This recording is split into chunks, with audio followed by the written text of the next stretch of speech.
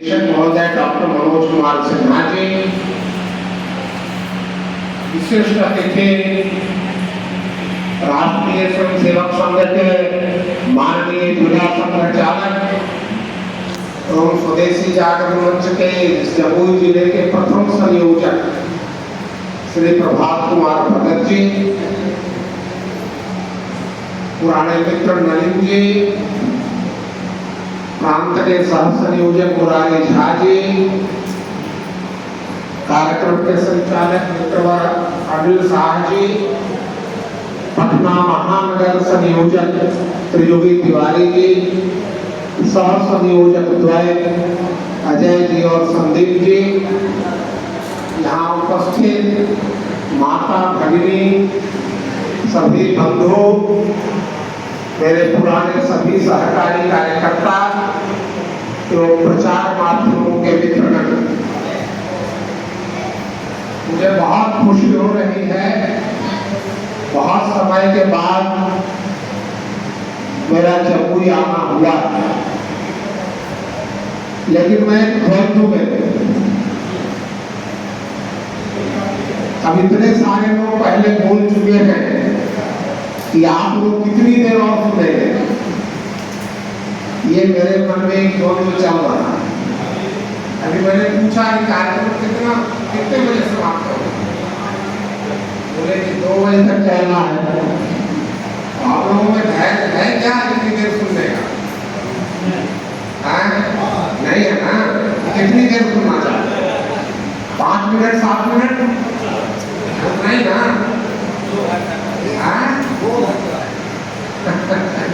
वो कह रहे हैं 5 मिनट। आप जाइए ना, आपको रोक कौन रहा? मेरा सुनना आपके लिए आवश्यक नहीं है। आप पत्रकार है ना? नहीं, आप जाइए, बाकी लोग सुनेंगे ना। आप जाइए ना, आपको बहुत काम करता है।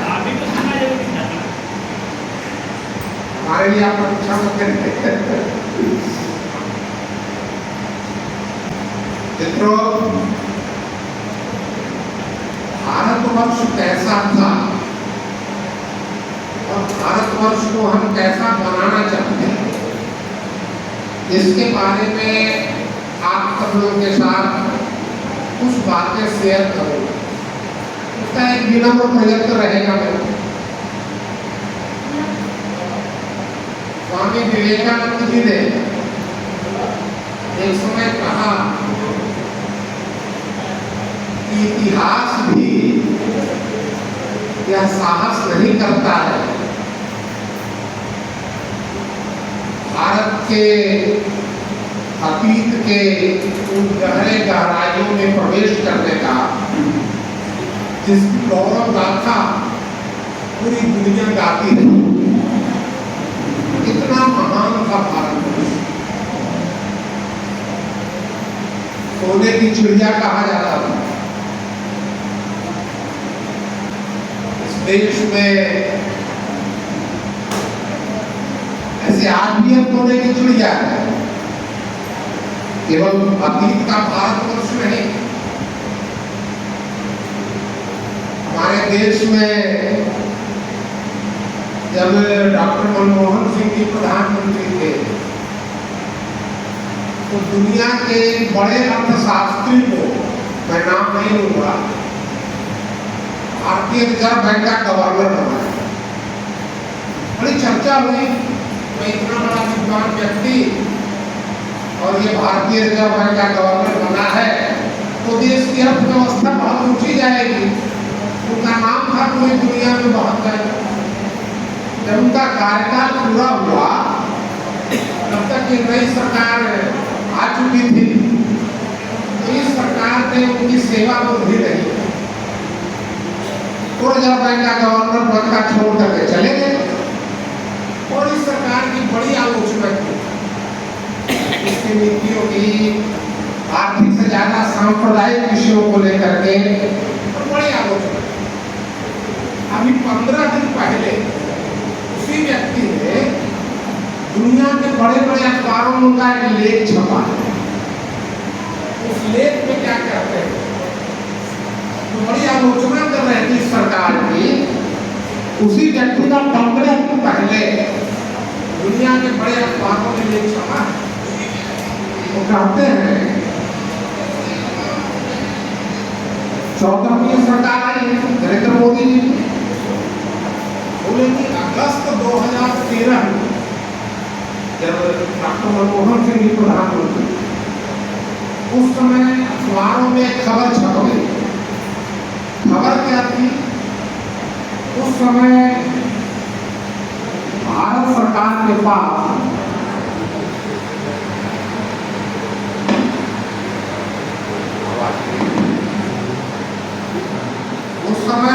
सरकार के पास 557 किलो सोने का रिजर्व।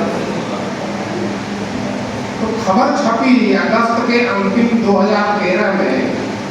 आनंद शर्मा उसमें वाणिज्य मंत्री थे, उनके लिए खबर उनके नाम से छपी कि 557 किलो सोना में से 500 किलो सोना ये गिरवी रखना है, क्योंकि देश की अर्थव्यवस्था बड़ी खराब हो गई।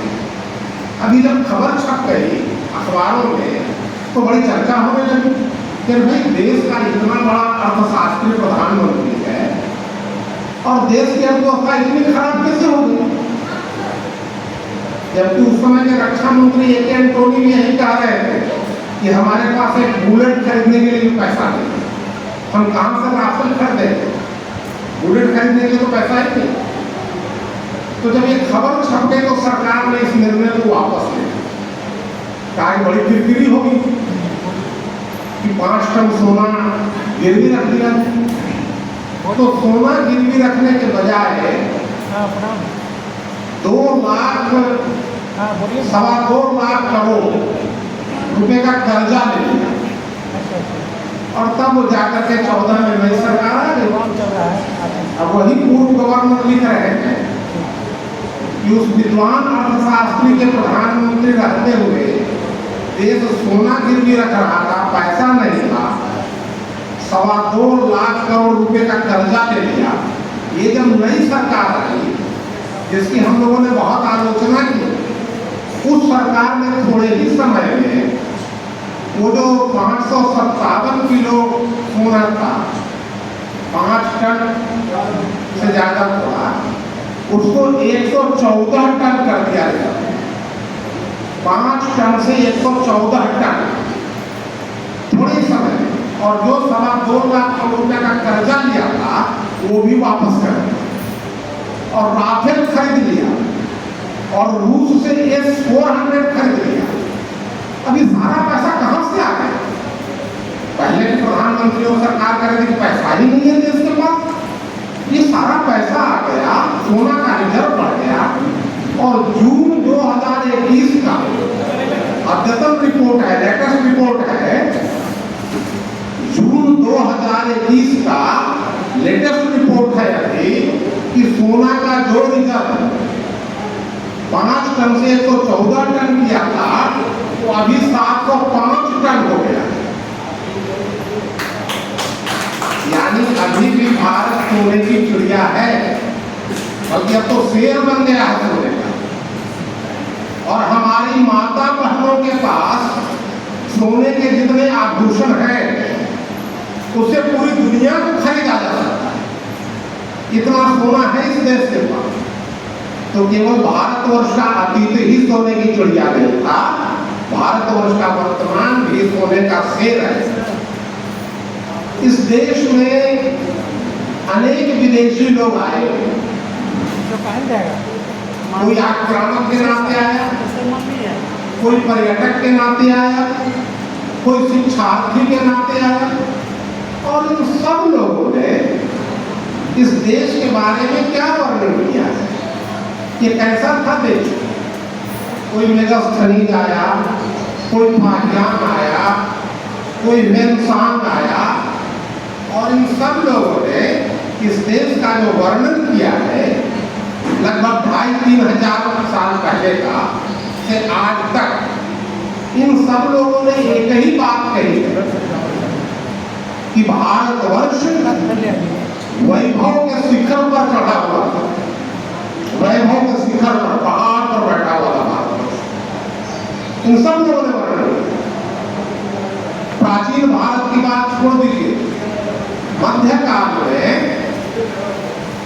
अल-बरूनी नाम का एक व्यक्ति आया इस देश में, मुस्लिम आक्रमणकारियों के साथ आया था। उसने अपने संस्मरण लिखे, प्रकाशित अल-बरूनी के संस्मरण। इस देश में पूरा देश को आने के बाद घूमता है और घूमने के बाद वो लिखता है कि भाई मैं दुनिया के बहुत देशों में गया हूं, लेकिन जब इस देश में आया और इसको पूरा घूमा मैं, तो मैंने देखा गजब देश है, प्रकृति ने कितनी समृद्धि की है इस देश में, कितना वैभव किया है। दुनिया में कोई देश वैभव और समृद्धि के मामले में भारतवर्ष जैसा नहीं। और अल-बरूनी लिखता है कि केवल वैभव और समृद्धि नहीं, मेधा के बारे में, कि भारतीय लोगों की जितनी बुद्धि है, जितनी मेधा है, जितनी प्रज्ञा है, वो दुनिया के अन्य किसी व्यक्ति में नहीं। लेकिन वो फिर पूछता है कि इतनी समृद्धि, इतनी मेधा, इतनी प्रतिभा, इसके होने के बावजूद ये देश बार बार आक्रमणों का शिकार कैसे बनता है।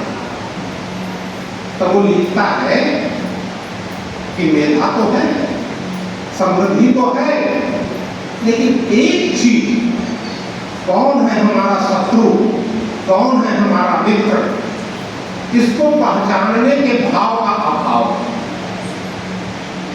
हम नहीं पहचान पा रहे हैं कि कौन है हमारा मित्र, कौन है हमारा शत्रु। और इसी भाव के अभाव के कारण ये देश बार बार आक्रमणों का शिकार है। लेकिन वैभव के बारे में उस अल-बरूनी ने भी लिखा कि दुनिया में कोई देश, रॉबर्ट क्लाइव का नाम आप सब लोगों ने सुना। आज ब्रिटेन उस व्यक्ति को अपने राष्ट्र पुरुष के नाते पूजता है, लेकिन ये कौन था रॉबर्ट क्लाइव? उनमें से बहुत लोग नहीं जानते कि रॉबर्ट क्लाइव था। रॉबर्ट क्लाइव ब्रिटेन का बहुत बड़ा गुंडा था। इतना बड़ा गुंडा था कि वह चोरी करता था, डकैतियां करता था, बहनों के साथ छेड़छाड़ करता था, और इसके कारण ब्रिटेन के समाज में उसको अपने देश से बाहर मिला, उसको देश से निष्कासन की सजा हुई। और जब वो निकला तो उसमें यात्रा और व्यापार का मार्ग समुद्र हुआ करता था। तो समुद्र में नाव पर चढ़ करके डकैतियां डालने, जहाज लूटने लगा, नाव लूटने लगा, और इस क्रम में दुनिया के बहुत सारे देशों को घूमा और घूमते घूमते अंत में भारतवर्ष हिंदुस्तान आ गया। और हिंदुस्तान में उस समय ईस्ट इंडिया कंपनी का नाम आप सब लोग जानते हो। ईस्ट इंडिया कंपनी का चल रहा था राज्य, तो उसकी सेना में भर्ती हो गया। बदमाश गुंडा तो था ही, लड़ाका तो था ही, तो सेना में भर्ती हो गया ईस्ट इंडिया कंपनी में। और भर्ती होने के बाद वो पूरा देश उत्तर से दक्षिण, पूर्व से पश्चिम तक हिंदुस्तान में घूमा। और घूमने के बाद बहुत सारा माल भी कमाया, भ्रष्टाचार किया ईस्ट इंडिया कंपनी के साथ। और उसने भी अपनी जीवनी लिखी, कहा कि कोई दुनिया का ऐसा देश नहीं होगा जहां रॉबर्ट क्लाइव गया। लेकिन जब हिंदुस्तान में आया तो मेरी आंखें फटी रह गई। अरे भगवान किसी देश को इतनी दौलत देता है जितना ईश्वर ने इस देश को दौलत दिया है। तो लिखा कि मैंने अपनी जिंदगी में कभी सोचा नहीं था, मेरी आंखें फटी रह गई, इतना दौलत इस देश को। नौकरी करने के बाद वो पैसा सारा कमाया, फिर इस्तीफा करके वो लौट गया ब्रिटेन। ब्रिटेन में ईस्ट इंडिया कंपनी ने ऊपर मुकदमा दर्ज किया, कहा कि बहुत पैसा लूट के ले गया है हमारा। जब जज के सामने केस चला तो रॉबर्ट क्लाइव खुद हाजिर हुआ जज के सामने और कहा कि जज साहब, ये बहुत ट्रिवियल मैटर है, इसकी सुनवाई नहीं होनी चाहिए। बहुत ट्रिवियल है, बहुत छोटा है, कुछ विषय है। बोला कि आप लोग हिंदुस्तान में रहते हैं, आप जाते तब थे। Streams of gold and silver were flowing in India. I have taken just two spoon of gold. मैंने कहा कि सोने और चांदी के सरोवर बह रहे हैं भारतवर्ष में, मैंने तो एक चम्मच निकाल लिया हाथ से। इतने छोटे विषय पर मुझको मुकदमा दर्ज किया जा रहा। आप कभी गए नहीं हिंदुस्तान में, आप जानते नहीं हिंदुस्तान। ये वर्णन क्या है रॉबर्ट क्लाइव, और वो रॉबर्ट क्लाइव कब था? आज से 250-300 साल पहले का। कोई प्राचीन भारत नहीं, सोने की चिड़िया कहा जाने वाला भारत नहीं, 250-300 साल पहले का भारत। इतना महान भारत। इस देश में जब अंग्रेज लोग आए तो इस देश का उन्होंने अध्ययन किया। ऐसे कई अध्ययन आज प्रकाशित रूप में उपलब्ध हैं। थॉमस मुनरो नाम का एक अंग्रेज था, उसने मद्रास प्रेसिडेंसी का अध्ययन किया था। आज जैसे स्टेट राज्य होते हैं ना, बिहार, बंगाल, पंजाब, उस समय प्रेसिडेंसियां हुआ करती थी। Madras presidency, Bengal presidency, Punjab presidency, ऐसी प्रेसिडेंसियां हुआ करती थी। तो थॉमस मुनरो ने मद्रास प्रेसिडेंसी, आज तो चेन्नई नाम हो गया ना, पहले वो मद्रास प्रेसिडेंसी हुआ करती थी। तो थॉमस मुनरो ने उसका अध्ययन किया, उसकी रिपोर्ट पब्लिश हो गई। स्मिथ नाम का एक अंग्रेज था, उसने बंगाल प्रेसिडेंसी, जो आज का बिहार, बंगाल, उड़ीसा, झारखंड और कुछ उत्तर पूर्व के हिस्से, ये सब बंगाल प्रेसिडेंसी में इसका अध्ययन किया स्मिथ ने। और उस समय की पंजाब प्रेसिडेंसी, जो पूरा हिमाचल, हरियाणा, पंजाब, जम्मू कश्मीर, दिल्ली ये सारा हिस्सा आता था, उसका लाइटनर नामक एक अंग्रेज ने अध्ययन किया, उसकी भी रिपोर्ट पब्लिश हुई। ये सारे अध्ययन बता रहे हैं कि जब अंग्रेज इस देश में आए, यानी 200 साल, 250 साल, 300 साल पहले का भारत, तो कैसा भारत? बहुत बड़ा महान भारत, समृद्धशाली भारत। थॉमस मुनरो ने मद्रास प्रेसिडेंसी का एक चेंगलपुट जिला है, उस चेंगलपुट जिले का वर्णन किया। आप सब लोगों को पता है आज इस देश में धान का प्रति हेक्टेयर औसत उत्पादन कितना है? कोई बता सकते हैं? आज इस देश में विज्ञान और तकनीक की इतनी प्रगति के बावजूद धान की जो औसत उत्पादन है प्रति हेक्टेयर, वो 2.5 से 3 टन। बहुत फर्टिलाइजर, बहुत केमिकल, बहुत पेस्टिसाइड्स हम डाल रहे हैं। उत्पादन 2.5 से 3 टन प्रति हेक्टेयर। और थॉमस मुनरो कहता है कि उस 17वीं-18वीं शताब्दी में जब अंग्रेज इस देश में आए थे, चेंगलपुट जिले में धान का औसत उत्पादन प्रति हेक्टेयर कितना था? न खाद का इस्तेमाल था, न केमिकल फर्टिलाइजर्स, न पेस्टिसाइड्स, न कुछ। उस समय औसत उत्पादन धान का प्रति हेक्टेयर 6 टन था, और कहीं कहीं तो 8 टन तक उत्पादन मिल रहा था प्रति हेक्टेयर। ये वो भारत था आज से 250-300 साल पहले का, वो प्राचीन अतीत वाला भारत नहीं। हमारा ये मुर्शिदाबाद, जो आज बंगाल का एक जिला केंद्र है ना, आजकल कई कारणों से बहुत चर्चित है, वो मुर्शिदाबाद लिखता है जो स्मिथ, जिसने बंगाल प्रेसिडेंसी का अध्ययन किया था। कहा कि आज का मुर्शिदाबाद, अरे इतना बड़ा केंद्र है कि हमारे आज के लंदन से वैभव में कई गुना अधिक है। यानी हमारा छोटा सा जिला का केंद्र मुर्शिदाबाद उस समय के ब्रिटेन की राजधानी लंदन से समृद्धि में कई गुना अधिक। स्मिथ लिखता है कि 17वीं-18वीं शताब्दी का भारतवर्ष एक ऐसा विशाल गड्ढा है जिसमें दुनिया भर से हीरे, सोने, चांदी, जवाहरात आकर के उस गड्ढे में गिर रहे हैं, और उस गड्ढे से निकलने ये था हमारी समझ। हम एक विद्यालय में बैठे हुए हैं, कहते साक्षरता हमारी बहुत कम है इस देश में। जब अंग्रेज इस देश को छोड़ के गए तो 14% साक्षरता थी इस देश में। लेकिन जिस पंजाब प्रेसिडेंसी का अध्ययन किया है लाइटनर, उसकी रिपोर्ट पब्लिश हुई, वो कहता है कि जब अंग्रेज इस देश में आए तो पंजाब में लिटरेसी रेट कितनी थी, साक्षरता दर कितनी थी, तो कहता 98%।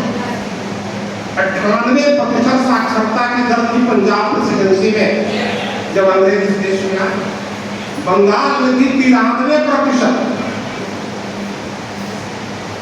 और थॉमस मुनरो कहता है कि मद्रास प्रेसिडेंसी में कोई ऐसा गांव नहीं था जहां विद्यालय नहीं थे और उस विद्यालय के सारे शिक्षक अनुसूचित जाति के लोग। ये थॉमस मुनरो लिखा। और आज हमको पढ़ाया जाता है कि शिक्षा पर अधिकार तो समाज के विशेष वर्ग का था। और थॉमस मुनरो इस देश का कोई व्यक्ति तो नहीं था, वो तो अंग्रेज था ना।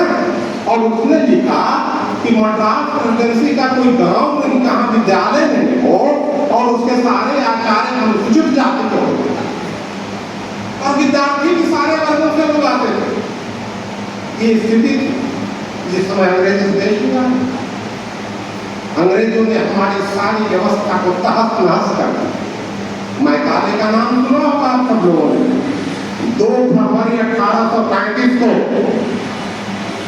ब्रिटेन की पार्लियामेंट में भाषण होता है।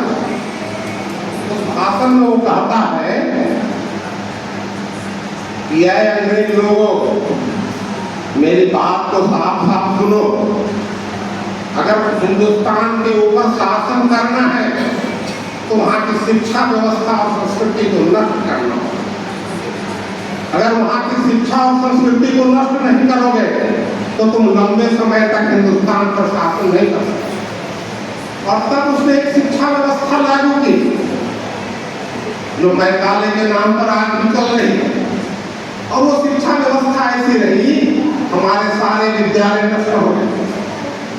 और जब अंग्रेज इस देश को छोड़ करके गए तो 1947 में 98% साक्षरता वाला देश, उसकी साक्षरता दर 14% रही। 1947 में 14% ही हमारी साक्षरता दर, जबकि इस देश में अंग्रेज के आने के समय 98%। ये दिया अंग्रेजों ने हमारी शिक्षा पद्धति के साथ और वैभव समृद्धि। अमेरिका से एक पत्रिका निकलती, उसका नाम है टाइम। आप सब लोगों ने सुना होगा, बहुत प्रसिद्ध पत्रिका है दुनिया की टाइम। 1996 में विलियम डैलिम्बल नाम का एक बहुत बड़ा विद्वान हुआ है दुनिया में, अमेरिकन विद्वान। उसने कुछ लेख दिए। उस लेख में लिखा कि भारतवर्ष का अतीत बहुत समृद्ध रहा। ये 1996 में। बाद में उसी टाइम पत्रिका में 1998 में एक दूसरा अमेरिकी अर्थशास्त्री पॉल बेरॉच नाम था उसका। वो पॉल बेरॉच लिखता है कि भारतवर्ष में अतीत में जितना समृद्ध था भारतवर्ष, दुनिया का कोई देश नहीं। अब इस लेख को लेकर के, पॉल बेरॉच के लेख को लेकर के दुनिया के धनी देशों में भी बड़ी चर्चा। OECD का नाम सुना है आप लोग? Organisation of economic cooperation and development, दुनिया के बड़े देशों का एक संगठन, धनी देशों का OECD में सब चर्चा कि पॉल बेरॉच ने इस प्रकार का लेख लिखा तो लोगों की सहमति नहीं बनी। लोग ये मानने से तैयार नहीं थे कि भारतवर्ष इतना समृद्ध देश रहा होगा। तो एक ब्रिटेन का अर्थशास्त्री, उसका नाम एंगस मैडिसन, उसको यह जिम्मेवारी दी गई कि आप इस पूरे विषय का अध्ययन करिए और फिर हम लोगों को एक रिपोर्ट दीजिए कि क्या इसमें सच्चाई है क्या। तो लगभग 4-5 वर्षों तक एंगस मैडिसन ने पूरा अध्ययन किया, दुनिया के अर्थशास्त्र का पूरा अध्ययन किया। और 2004 में उसने किताब लिखी the world economy A millennial perspective, ये 2004 में एंगस मैडिसन ने किताब लिखी। दुनिया भर का आर्थिक इतिहास है ईस्वी सन 1 से लेकर अभी तक। उसको क्या लिखता है? एंगस मैडिसन लिखता है, आप जा सकते हैं भाई साहब, आपको देर हो रही होगी। एंगस मैडिसन लिखता है कि 1500 ईस्वी तक जो वर्ल्ड जीडीपी है, वैश्विक जीडीपी है, उसमें भारतवर्ष का योगदान 46%, 46% तक था। यानी दुनिया की जो पूरी जीडीपी है उसमें केवल भारतवर्ष अकेला ऐसा देश था जिसकी हिस्सेदारी आधी थी, 46%, यानी लगभग आधी। ये 1500 ईस्वी तक, ईस्वी सन 1 से लेकर के पूरे 1500 साल तक लगा था। ये एंगस मैडिसन लिखा, एक विदेशी अर्थशास्त्री, और लिखा कि उसके बाद भी 19वीं शताब्दी के पूर्वार्ध तक, यानी लगभग 1820-25 तक, ये घटते घटते भी, अंग्रेज के आने के बाद घटते घटते भी 19वीं शताब्दी के पूर्वार्ध तक ये 23% हिस्सेदारी थी, यानी लगभग 1/4 अकेले भारतवर्ष। ये घटी थी कैसे? कि अंग्रेज लोग इतने षड्यंत्रकारी जाति वाले थे कि हमारे देश को लूट लिया है, हमारे कारीगरों के अंगूठे काटे गए, कला कौशल ध्वस्त किया गया।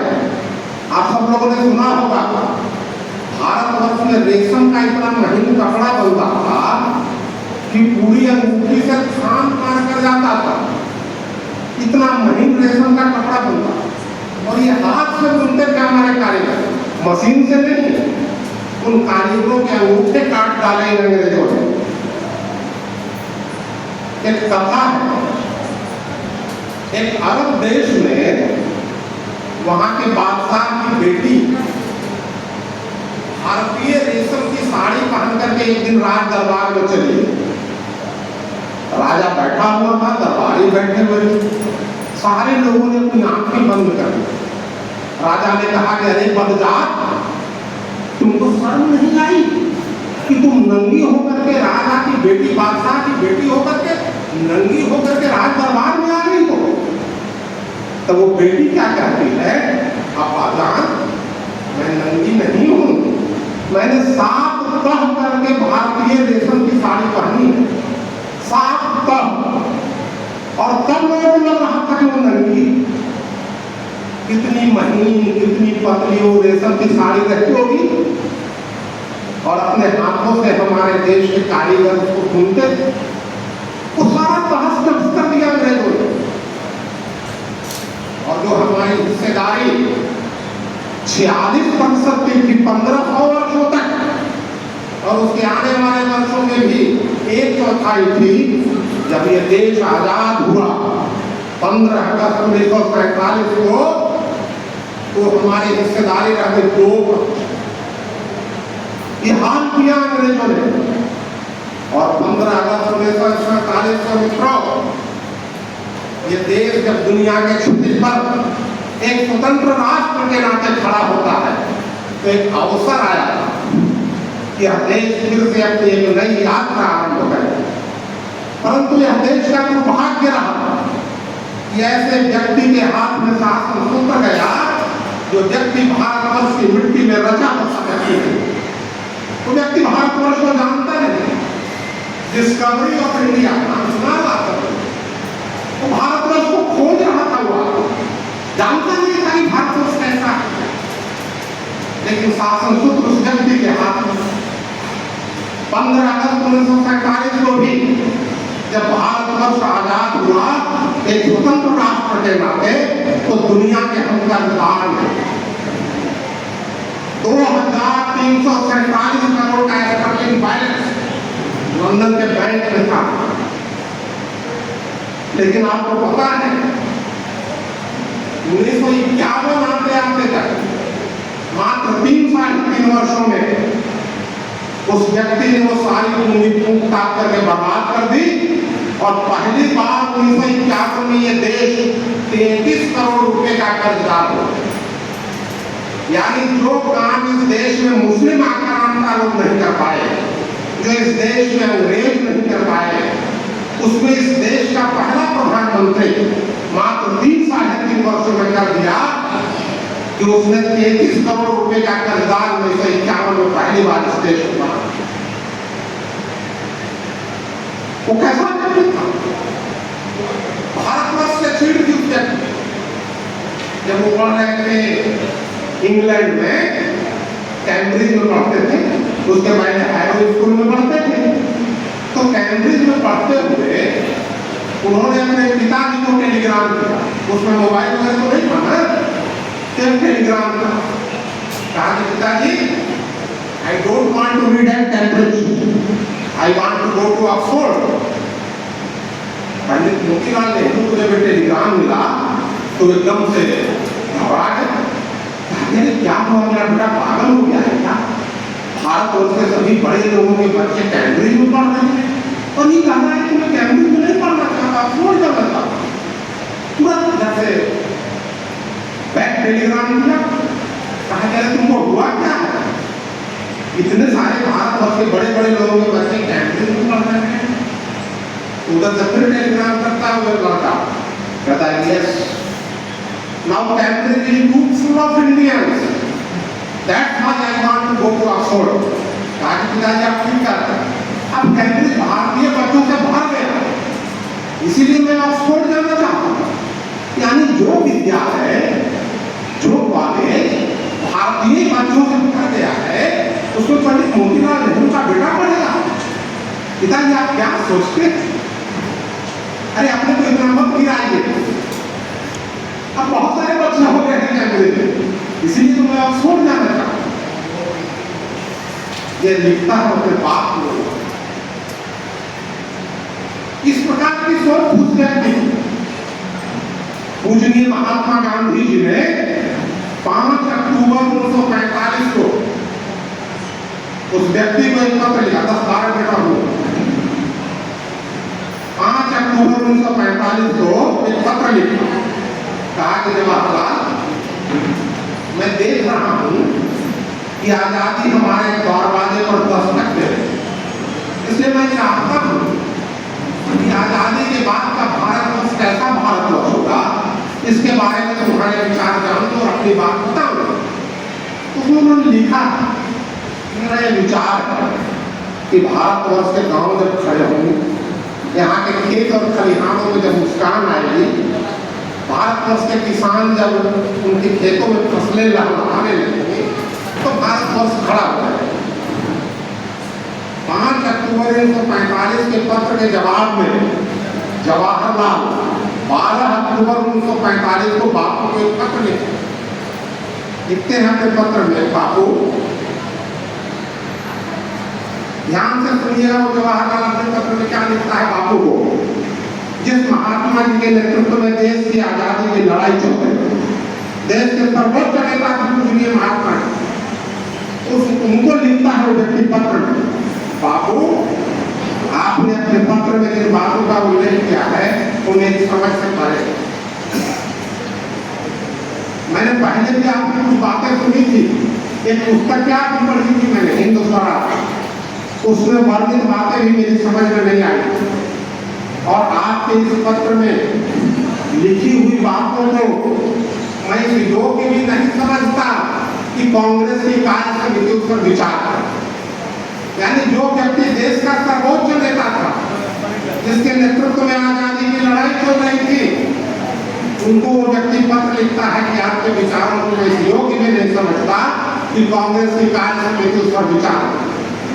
और उस पत्र में आगे वो लिखते हैं कि मेरा सुनिश्चित विचार है कि भारतवर्ष के जो बड़े बड़े नगर खड़े होंगे, ये बड़ी बड़ी बांधें बनेंगी, ये बड़े बड़े कारखाने खड़े होंगे, तो भारतवर्ष उठ खड़ा होगा। और इस गांव में रहने वाले लोग, मेरा यह निश्चित मानना है इस गांव में रहने वाले लोग इतने निरक्षर, मूर्ख और हिंसक हैं कि उनके हाथों में सत्ता नहीं दी जा सकती। भारतवर्ष में भी 80% किसानों का, गांवों का देश है, और उसके बारे में वो व्यक्ति लिखता है कि इस देश के गांवों में रहने वाले लोग न केवल मूर्ख और निरक्षर हैं, वरन हिंसक प्रवृत्ति के, और व्यक्ति इस देश का प्रधानमंत्री बनता है। तो आप कल्पना कर सकते हैं इस देश को कहां ले।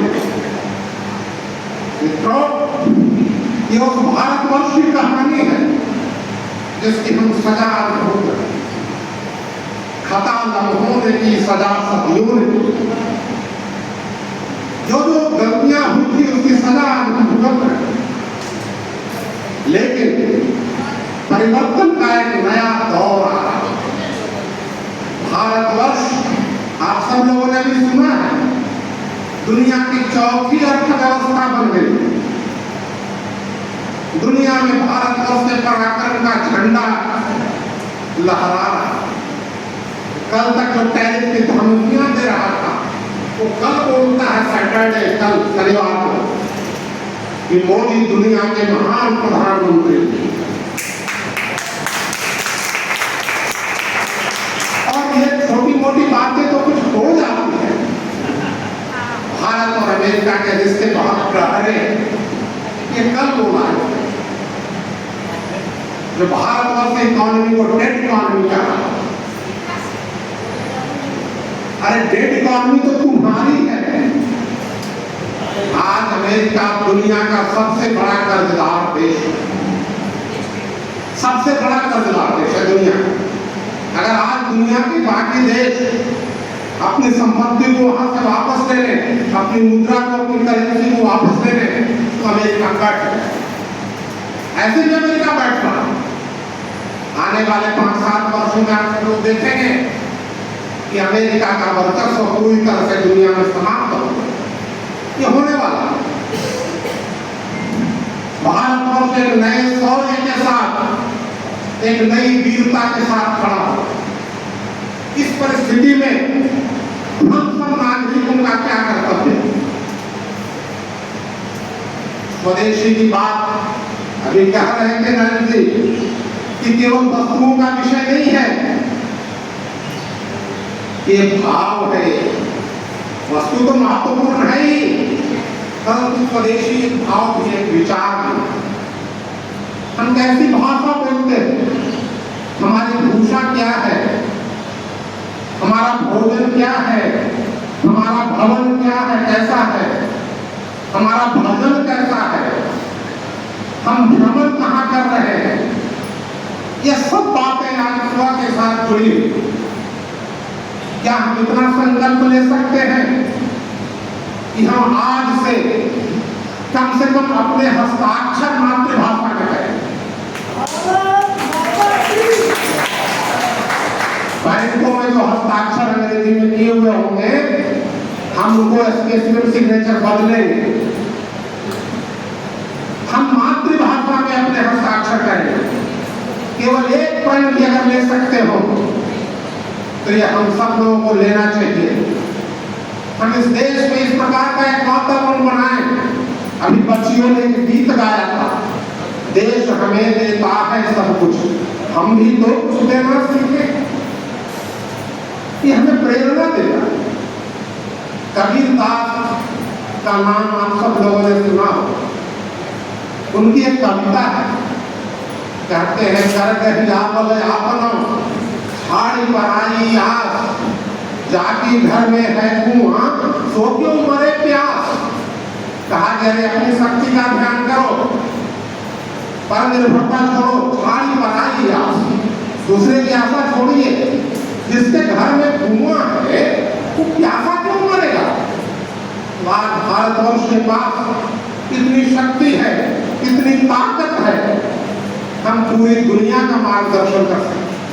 हमारे पुरखों ने, हमारे पूर्वजों ने भारतवर्ष को विश्व गुरु के स्थान पर स्थापित किया। आज उनकी संततियां तो हमारे पूर्वज क्या सोचते होंगे? आज से पितृत्व क्षाण हुआ, हमारे भीतर हमारे बारे में क्या सोचते होंगे?